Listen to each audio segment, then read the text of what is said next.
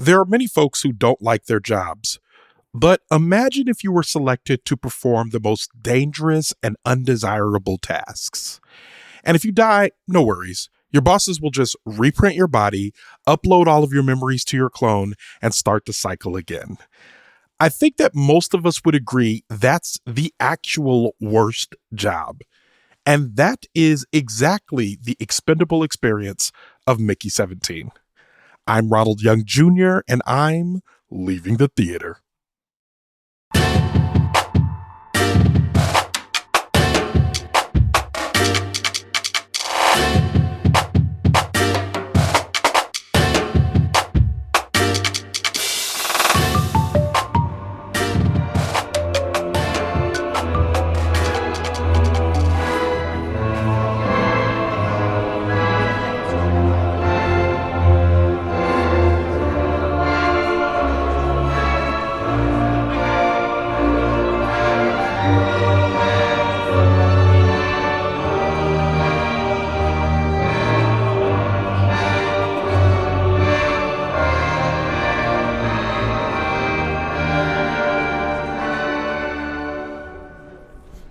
All right, this is Ronald, and I am leaving the theater after seeing Mickey 17. Mickey 17, written and directed by Bong Joon-ho, starring Robert Pattinson, Naomi Acjie, Steven Yeun, Mark Ruffalo, and Toni Collette. And as usual, for a complete cast listing, you can go to the link in our show notes.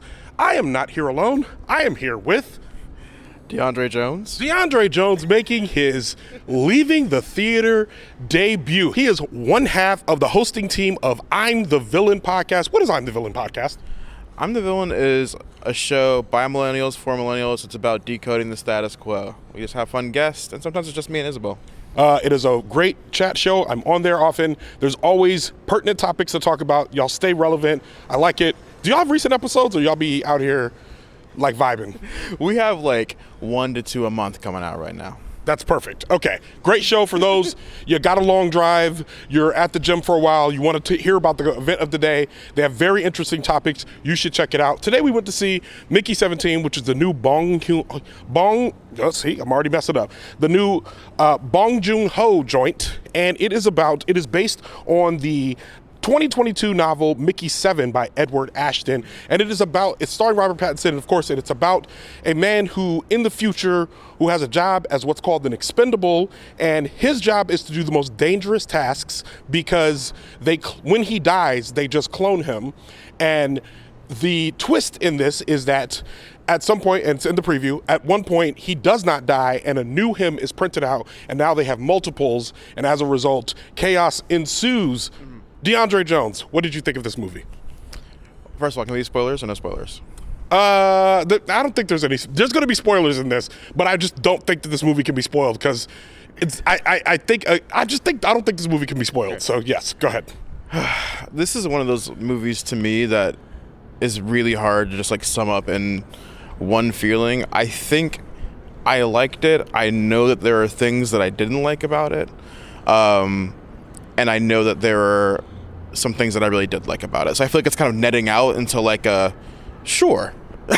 That's how I'm feeling about it right now. You are way more positive than I am on this movie. I did not like this movie, and we can talk about it. I feel like this movie establishes a premise of these expendables, which obviously can be a metaphor for just about anything when you talk about a capitalistic system. But in terms of they're being put upon, they are discarded by society, they're expected to do menial tasks, and then they are literally discarded into a hole. At some point between that and the ethics of cloning, I think we had a solid premise for this film, and if that's what we stayed on, then I think it would have been fine. But then it kind of went into this like very colonialism, capitalism direction that was away from its original premise, and I feel like that's where it kind of went off the rails for me. Yeah, I agree. I mean, heavy-handed is a word that comes to my mind with this film. I mean, I knew nothing about Mickey 17 or any of that shit. I haven't read the book, and I agree with you. Like the premise of ethics of cloning and like, you know, I don't want to get too deep into the plot, but the idea of like one clone not just being the continuation of a lineage, but being its own idea. I think that you're right, all super solid. But then there's like, turns out the actual driving motivation of the plot is like this, like, you know, political, very like colonial, very capitalist machine, a literal machine. Correct. And it feels like, oh wow, we're getting like Dune territory here. But Dune I felt like Dune did a better job though. Yeah, I wish I was on your Dune episodes because I don't really like Dune, but no, it's fine not to like it, but in terms of like what they did, you know what I mean? Yeah, exactly. Dune had a resource. Yes. It had a thing. Yes, a MacGuffin, as they say. Right, and and this one, the motivation of like the political aggressive machine is really just like capitalism or colonialism for the purpose of colonialism or capitalism, which, you know, it's relevant. I get it. It's current. It does feel like I said, it did feel heavy-handed, and it felt like it was, I don't know, it felt like it wasn't really fulfilling for me as a driving force for the movie. You know, it's funny, while you were talking, I immediately thought about Avatar, because I'm like, Avatar does a very good job of saying, like, we're going to do colonialism, and granted, and I don't think those movies are great, but like, they're like, we're going to do colonialism, and we're going to have indigenous people, and we're going to mine the resources, and they're going to, and like, all of that, whereas this one kind of feels like they happened upon colonialism in the film, and then it was like I think part of it, and we'll get into performances in a minute, but I think part of it was the way in which the Mark Ruffalo character, he is essentially like this dictator, and it's hard not to say Donald Trump adjacent, like in today's political climate, but like he's just kind of like this dictator that's kind of like a weak-minded man that's controlled by his wife, Toni Collette, which is a trope that I didn't love, but there was that, and they're kind of being driven into this direction with no real purpose. Like I didn't see, except like you said, colonialism for colonialism's sake. Whereas in Avatar, it's like our planet is dying, so we're going to do whatever it takes to get our planet, which is a lot of very evil things.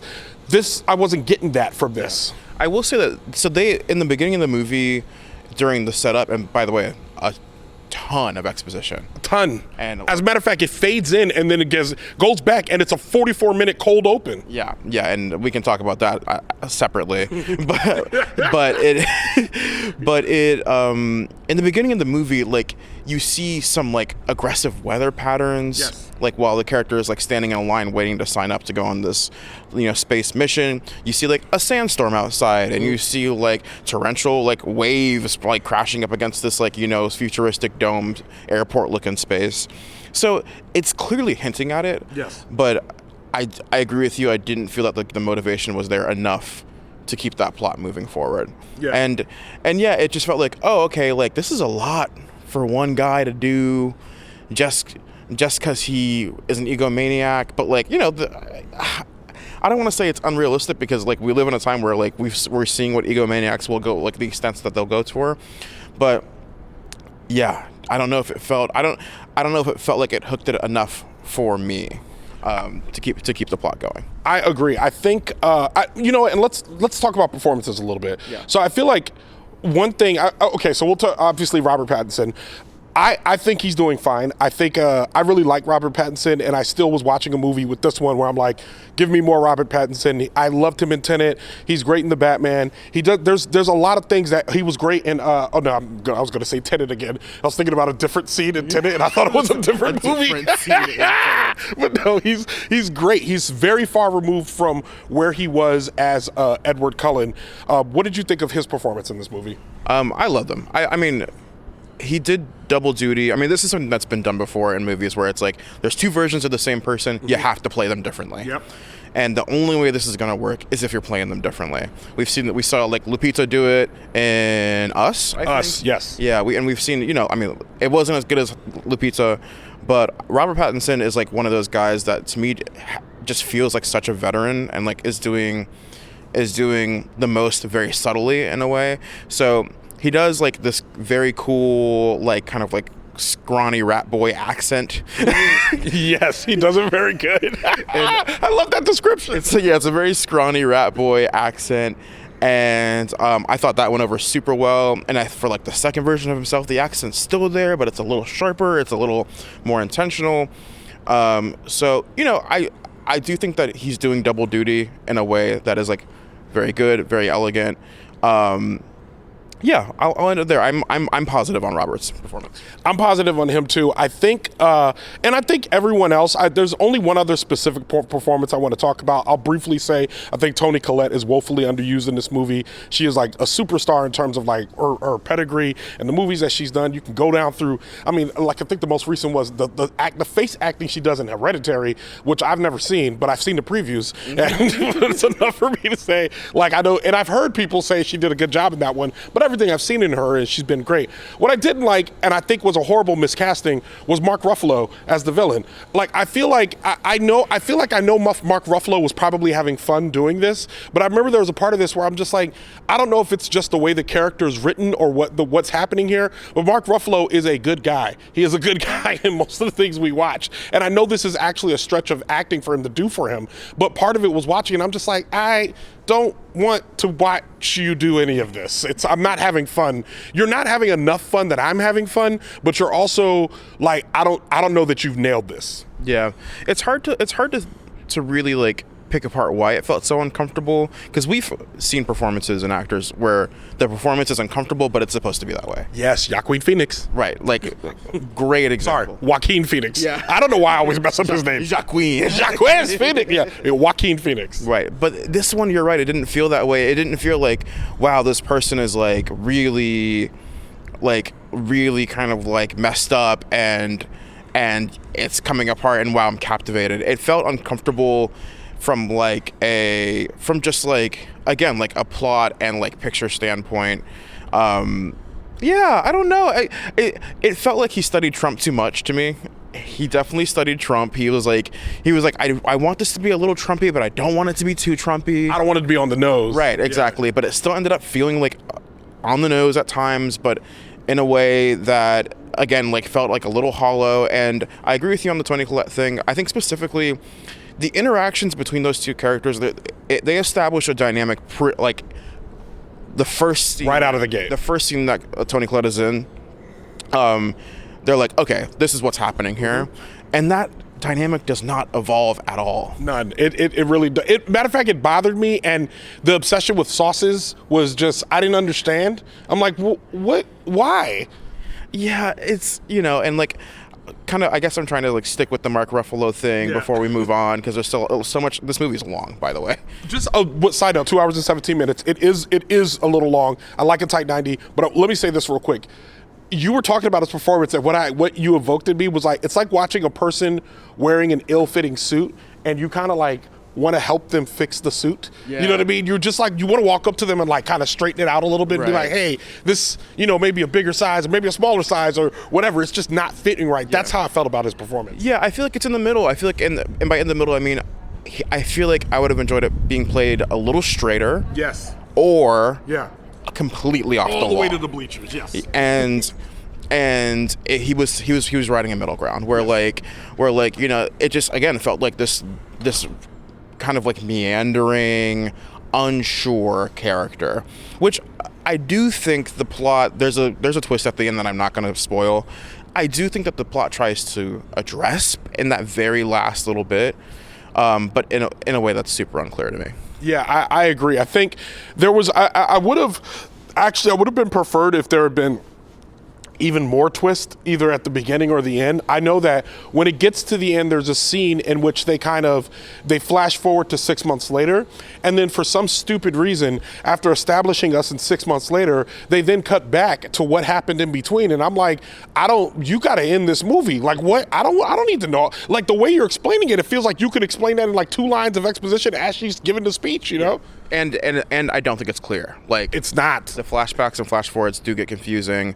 They're, it's stylistic. They start using like 4 1/3 years ago, 4 2/3 years ago. Yeah. And in my head, I'm sitting here starting to do math about like, wait, 4 2/3, is that farther back in the past or 4? Yeah. And like, I think this is a good segue to talk about the exposition and like the storytelling methodology they use. I don't know how you feel about voiceovers, but I once like saw a movie reviewer on YouTube that said something that really resonated with me. It's like, most of the time when you're using voiceover, it's something that would be better told, or a story that would be better conveyed on screen.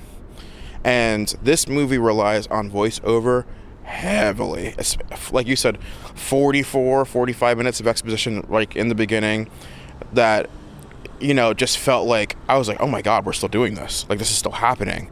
That was like, for me, I mean, at times I was like, damn, I'm bored, straight up. Like, like straight up, I'm just bored.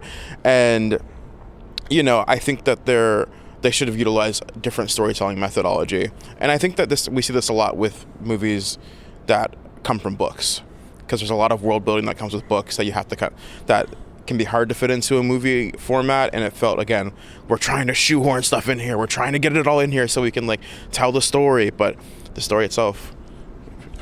I agree with you. I think that there's one thing, when you said that, I'm like, there's one voiceover that I think really works. It's in the Shawshank Redemption, and it's when Andy Dufresne is getting attacked in prison. And at one point, Morgan Freeman jumps in and says, "I can't say that Andy Dufresne won his fight every day." And he starts like explaining this thing that's happening that I felt like was really important to the plot. And there's a few times in which voiceover that works like that needs to tell you like, hey, I just need to tell you this one thing for context while you're watching the thing visually. I think that works. But what you're right, what I don't think works is when you're just kind of plopping us in there and kind of reading us the script, really, which is what I think was happening here. That's one thing. The second thing I'll say is like there was large portions in which I'm like, if we're just going to go backwards, why don't you just start from the beginning and just go linear? You know what I mean? Like, this is a story that could be told chronologically. Easily. We don't need to rely on these storytelling methods just to make it more interesting. If you feel like you need that to make it more engaging, then your story isn't that engaging to begin with. I absolutely agree. And I think because of that and the voiceover, they were muddling the ending in a way that like really bothered me. Before we get to ratings, I want to say one thing. Naomi Acjie, I think, did a great job. Quick thoughts on Naomi Acjie. I thought she was great at this. I thought she was great. Didn't get the character at all. At all. She played the character well. Did not understand this character. It's classic. She's a victim of poor writing here. The character's very weird. I haven't read the book. I don't know how closely this follows the book. The character, again, I don't understand the motivation. I don't understand why she cares so much about Mickey. I don't really get, like, all of a sudden she's this parent, you know, I don't want to get her character arc doesn't make sense to me. I didn't understand it at all. I really didn't. And I think there's something I say on the show often, which is that the actors, it's not the actors' fault. They clocked in and did their job. Yeah. I think there was some writing here, and I'm actually a fan of Bong Joon-ho. I would watch his other stuff. I love Snowpiercer. I loved, there was of course, Parasite. We talked about that. Loved that. What'd you say? Okja did not like. Okja was more one of his weird ones. And actually, I went down. I was like, am I going to like Okja? And everyone's like, Okja's so good. I didn't really like it. All of that being said, let me tell you about the rating system here on Leave It to Theater. Cool. It's a 1 through 5 star rating. 1 being like just the pits of hell. 5 being essentially perfect, but I've also modified it to mean like a movie that just really satisfied you. Once you get up past the 4s into a 5, you're just like, good, watch it again, love it, put it on my pantheon of favorites. 3 means I would watch it again. And so 2 and 4 kind of fairly come obvious there, if that makes sense. So if you start with 3 saying I would watch this again, you know where to go up to 4, 5, and or down to 2 and 1. With all of that being said, you could also use decimals. With all of that being said, what would you rate this movie out of 5 stars? First, I'll say that as a data analyst, I really appreciate the very well-defined scale. I'm going to give this a 2.6. This is a movie that I'm not really clamoring to watch again. I'm not even necessarily sure I would recommend for others. I'm like, if you want to have a fun ride, that's boring sometimes, sure, I guess. But it's one of those things where like I could see myself diving, like maybe choosing to watch this again in like 2 years to see if I missed something, you know? I think I love how you mastered our scale that quickly, because I think this movie is probably around a 2.25. And when you said 2.6, I'm like, yeah, I think that's about right. Like there's parts of this movie that I enjoyed. I think this movie thinks it's funnier than it is. But I think generally the performances were good enough that I liked them. If I could give the performances a 3.5, 3.6, I would give them that. But the rest of the movie, the sum of its whole, I think for me is like about a 2.25. and I agree with your 2.6. I know it's under a 3. That's what I can say most. And I think the other part I would say about this is if I watch this again in 2 years. Oh, and to your recommendation point, you said I don't know if I would recommend this movie. I would recommend this movie to people who like Bong Joon-ho movies. If you like all of them, you're like, give me more, you're probably gonna like this. If you felt unfamiliar with the work that he's done, except for Parasite, I don't think that you're gonna like this. Yeah. And I'll add onto that, if you're curious about what Robert Pattinson can do. You know. Yes. If you're a Pat fan, get back in there. Yeah, agreed. All right, with that, Leaving the Theater is a production of Oh It's Big Brown Studios. I mixed this episode. Per usual, I'm out here grinding hard. And I know y'all are like, hey, we're on the Patreon. Do you ever give us any of those behind the scenes stuff? Any of that? I promise you, it's coming. It's been a busy January and February. It's coming. I promise. Sit tight. It's coming. But in the meantime, know that every dime that you spend, like today we had to pay for parking to get here. We got to a press screening, but we had to pay for parking, had to pay for gas in the car. It's important. Patreon is. If you're in there, stay locked in. If you're listening to this, you're like, I want this show to keep going, lock into that Patreon. You can go to patreon.com/leavingthetheater or go to the link in our show notes. Show art by Heather Wilder. Theme music from the mysterious Breakmaster Cylinder. For more information about Mickey 17 or Deondre Jones, check out our show notes. You can follow me on Instagram, TikTok, Threads, or Letterboxd at Oh It's Big Ron. That's at OHITSBIGRON. You can find out more about this show and other Oh It's Big Ron Studio shows by following us on Instagram at Oh It's Big Ron Studios. Leaving the Theater will be back soon. Thanks for listening, and thanks for being on the show. Hey, it's an honor.